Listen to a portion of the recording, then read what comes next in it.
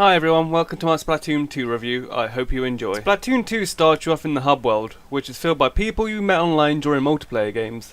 The hub is filled with shops to buy clothes, which in turn give you abilities upon leveling them up. You can access all the game's current activities from the hub, such as story mode, multiplayer, and salmon run.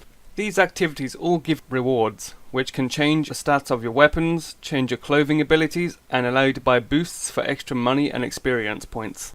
Splatoon 2 does have amiibo support, which will give you unique clothing and special perks which can boost your gameplay. They aren't mandatory to enjoy the game, but they're a nice bonus, so if you can get one, I would recommend one, but if you don't want to get one, I understand. You can take photos of your amiibo and save your current character's loadout. Story mode starts you off in a separate world, and you are granted tasks to test weapons out, which in return makes those weapons available to buy. Each area contains several levels which you need to complete in order to find the boss and defeat them. There are unique and smart enemies that won't just stand there while you splat them. You are able to upgrade weapons which will make them stronger, which is something you will want to do. Though I will admit, it's pretty time consuming to get the materials required to upgrade weapons. Each boss is different and requires a new strategy in order to beat them. Every boss is pretty unique, there's no copy-paste. Everyone looks different, everyone feels different.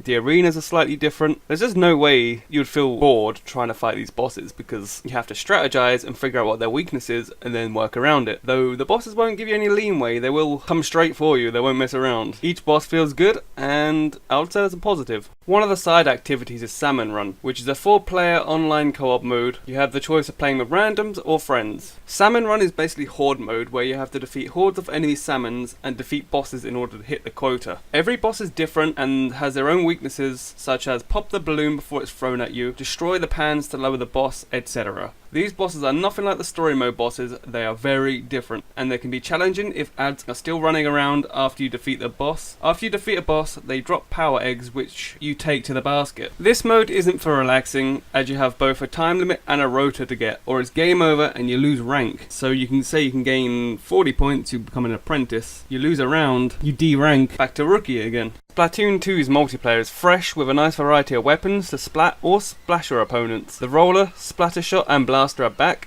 along with some new weapons which have abilities such as dodge roll. Unfortunately you can't swap your loadout between matches, you have to exit multiplayer, then you can change your loadout, which is unnecessary but workable. Turf War is back. For new players such as myself, it's fresh. The way you win Turf War is you have to paint the most turf while splatting your opponents. With how many weapons and abilities there are, you're always on the lookout and not just camping. I haven't seen a single camper since I've started playing, and that feels fantastic. Each match is 3 minutes, which doesn't sound like a lot, but it means the matches don't drag out. You get more money and experience fast, and you aren't waiting on 2 people who are either camping or boosting. So you're never really bored, because you're just quick in, out, into the next match. In, out, to the next match. The pros. Variety of game modes to keep things fresh, a variety of weapons, smart enemy AI, funny, funky and memorable bosses.